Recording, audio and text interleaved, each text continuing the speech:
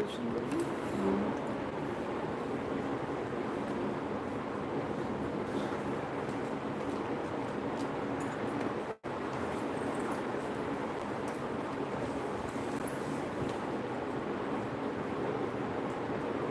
85.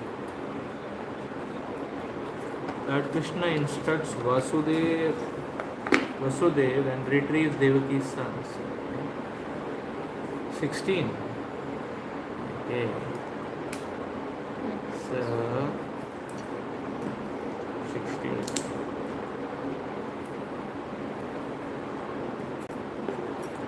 Yadrichya nitam prapya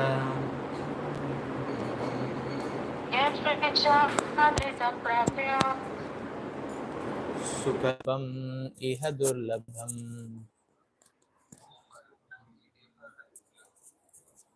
Swarte pramattasya bhayo Gatam tvan maya yeshvara.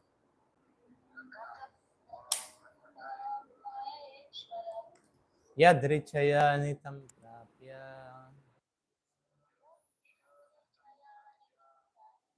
Sukalpam iha durlabham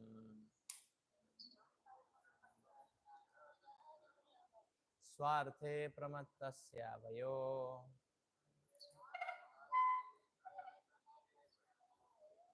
Gatam tvan maya yeshvara.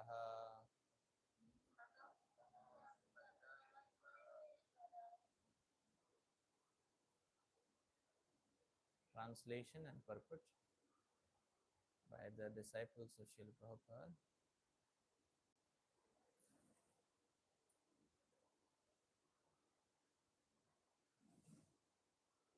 By good fortune, a soul may obtain a healthy human life, an opportunity rarely achieved.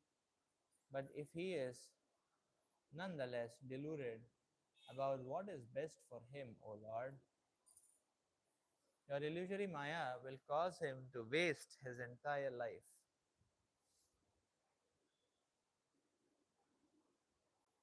Purpose? Or there is no purpose.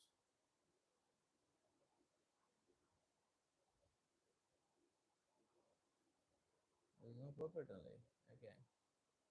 Interesting.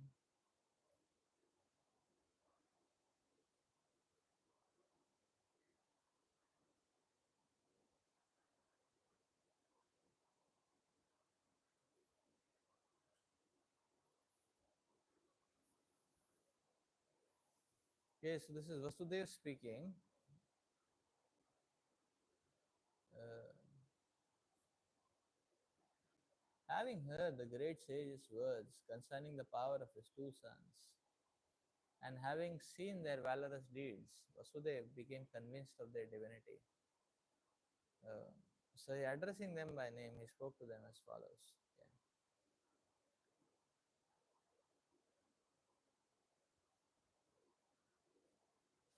O Krishna, Krishna, best of the yogis, O eternal Sankarsana, I know that you two are personally the source of the universal creation and the ingredients of the creation as well. You are the Supreme Personality of Godhead, who manifest as a Lord of both nature and the creator of nature, Mahavishnu. Everything that comes into existence, however, and whenever it does so, is created within you, by you, from you, for you, and in relationship to you.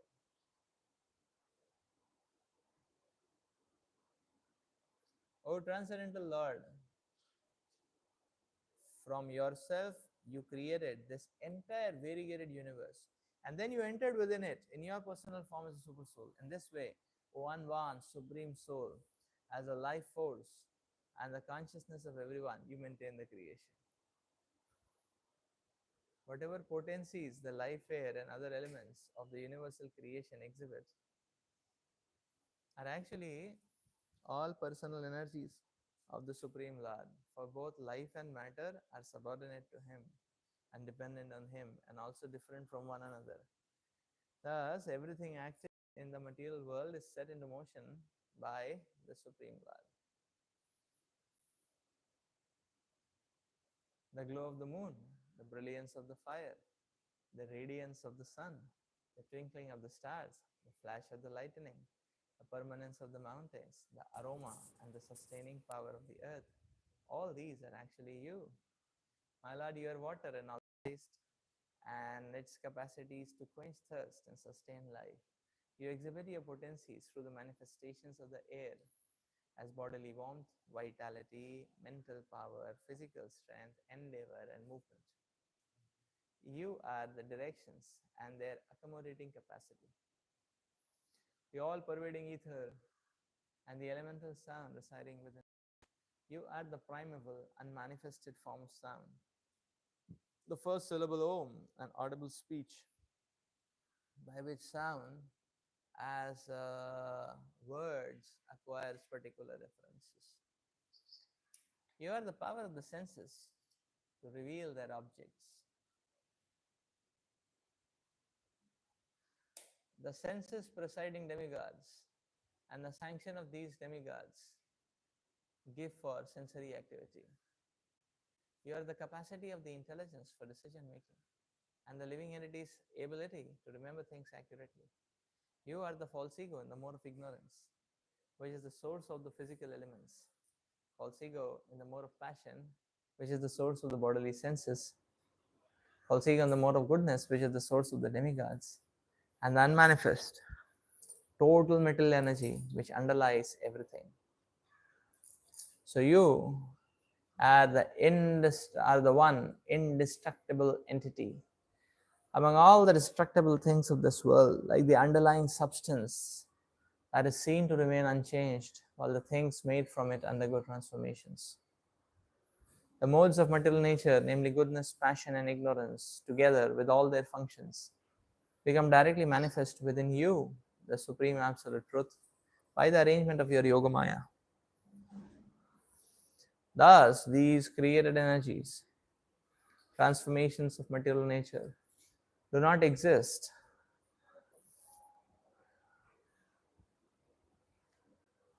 These created entities do not exist except when material nature manifests them within you, at which time you also manifest within them. But aside from such periods of creation, you stand alone as the transcendental reality. They are truly ignorant who, while imprisoned within the ceaseless flow of this world's material qualities, fail to know you, the supreme soul of all that be, as their ultimate sublime destination. Because of their ignorance, the entanglement of the material work forces,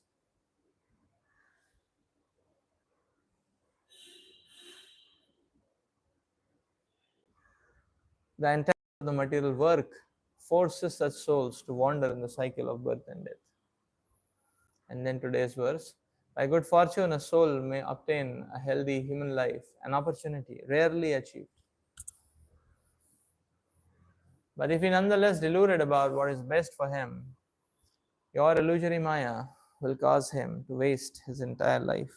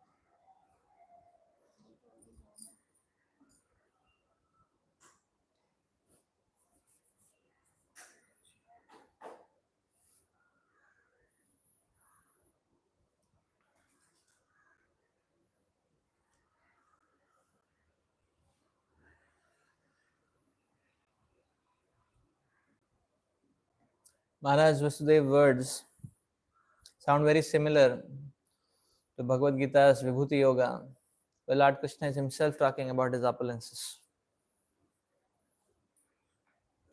Lord Krishna is explaining that with a mere spark of my prowess, I pervade this entire universe. And some glimpses of that the Lord is talking about.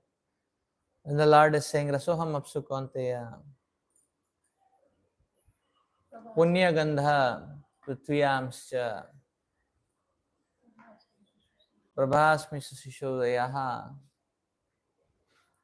So the Lord is saying, Shabdakhe Porusham Nishu.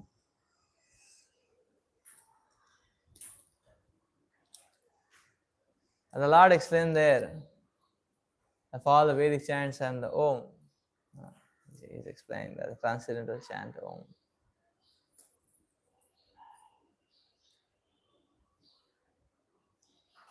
So basically in that section, the Lord is teaching Arjuna and all of us that actually we can see Krishna anywhere, everywhere, provided we practice to see Krishna. People only ask in a challenging spirit that where is God? Can you see? Show me God. But the point is in Bhagavad Gita, the God is himself explaining how to see him. The process, how to see him. Rather, God is saying what to say that can you show me God at a localized place. The Krishna is saying I can be seen everywhere.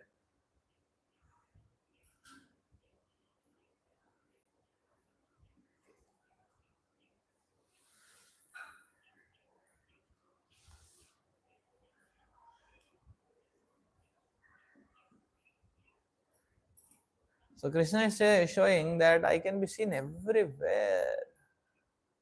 Everywhere. Now, here therefore it is explained that God is himself showing the way how to see him. And if we follow, we can see Krishna everywhere.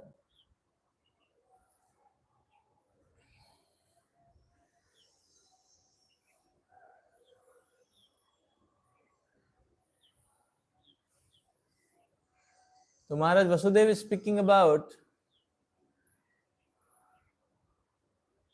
the Lord being everywhere. The Lord's prowess being manifested in everything.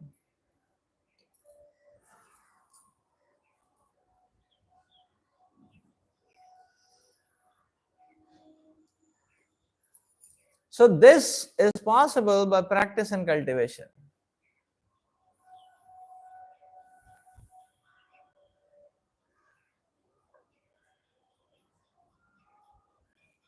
How is Maharaj Vasudeva able to realize that? Maharaj Vasudeva is himself demonstrating he has just heard the glories of Krishna and Balaram and how they are the Supreme Personality of Godhead. And that kindled the transcendental vision in him. And he is also able to see Krishna Balaram as the source of all that being.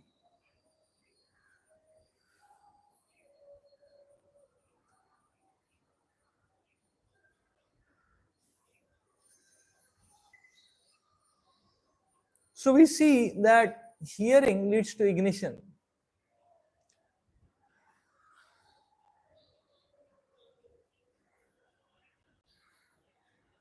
And then there is service. Just like there is a camera, the camera may be very powerful, but if the camera is not tuned in, the settings are not tuned in, the focus is not there, then it will be a blurred reality. So in the same way, the potentiality of the jiva is there to advance very rampantly towards Krishna. But when the service attitude is not there, then the focus and tuning is not there. The defocus stage, everything is hazy. The whole transcendental vision is hazy. Although the potentiality, the camera system is very powerful. We can see Krishna not only somewhere but everywhere. That camera system is there, but the service attitude is the focus. By the service attitude, we do the lens focus, and then you can see Krishna everywhere.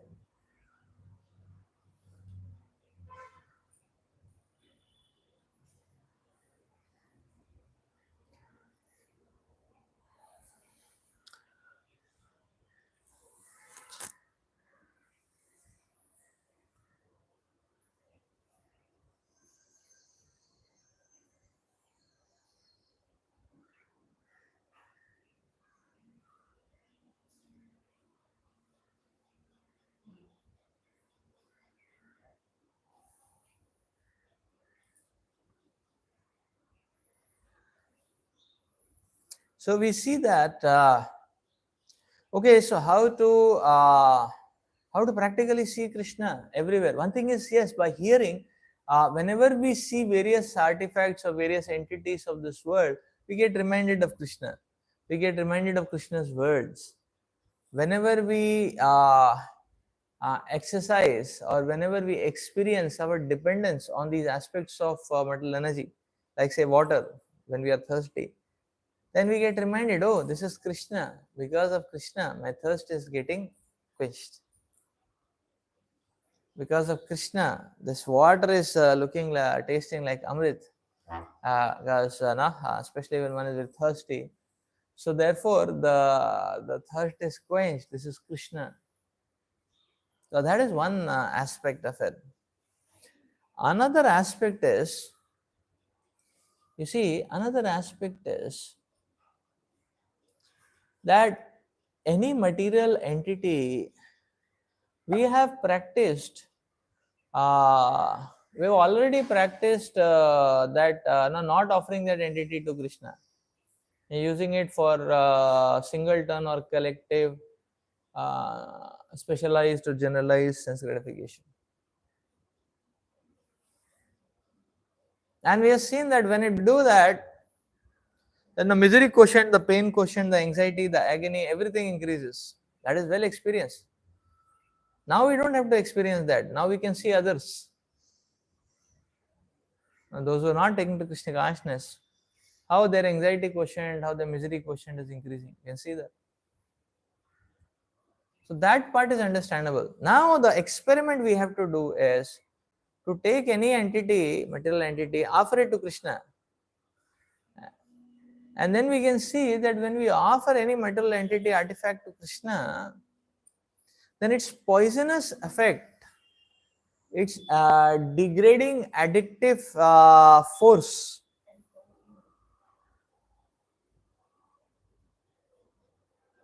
diminishes or gets absorbed, dissolved.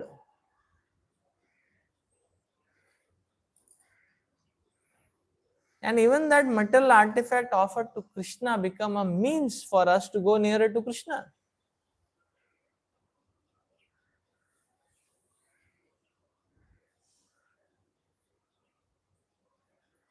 Because now we are no more relating with the material aspect of the object, we are relating with the Krishna who is present. And therefore, that material object is helping us to connect deeper to Krishna. Because Krishna is everywhere. Because Krishna is everywhere.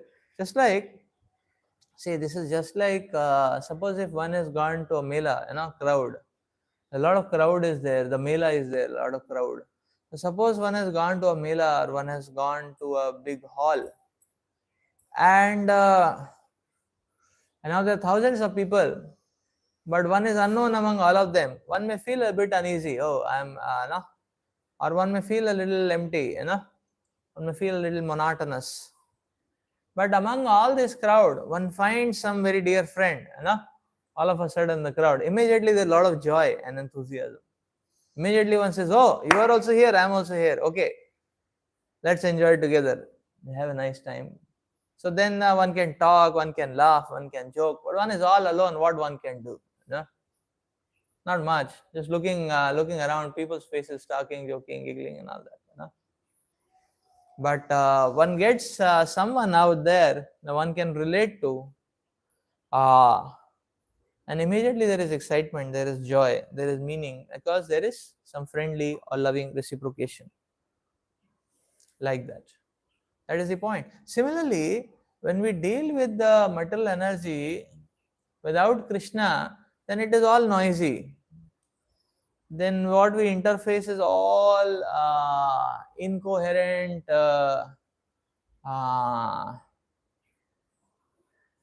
noises. And therefore our life becomes noisy. Only disturbance in our lives, that's all. Only disturbance. So then what happens is, the point is that there is disturbance, but then we connect to Krishna. That's like some meaningful relation we have got connected to. Within that everything, then all that noise is makes no sense. Then one can relate with Krishna. So one can derive meaning in any situation and in any activity with any material artifact only when one can relate and see Krishna. That is another way how to see Krishna everywhere. And this happens when one sees, so then Vasudev Maharaj is showing or exhibiting that how one can come to the position when one can see Krishna everywhere. And therefore one's conclusion will be that, okay, if Krishna is present, then there is meaning. Nah? And if Krishna is not present, then there is no meaning. If Krishna is not present, then there is no meaning. Just like when Lord Krishna physically winded up his pastimes, Arjuna was feeling no meaning, everything void, everything devastated. But in his dilapidated and devastated condition, and Arjuna sat down and he started remembering Lord Krishna's words of Bhagavad Gita. And immediately he could find the connection to Krishna, and immediately he became ecstatic. So that is the point, that when we can relate with Krishna and see Krishna anywhere and everywhere, immediately we can find strength, immediately we can become ecstatic, immediately we transcend all the material encumbrances, we transcend all that material encumbrances, and we transcend to the plane of divinity. Yes, transcend to the plane of divinity. So these are some of the thoughts we can learn from Maharaj Vasudev's glorification or prayers to Lord Krishna. Let's stop here for today. Granthara Srimad Bhagavatam ki jai, Srila Prabhupada ki jai, Hari Bol, Hare Krishna.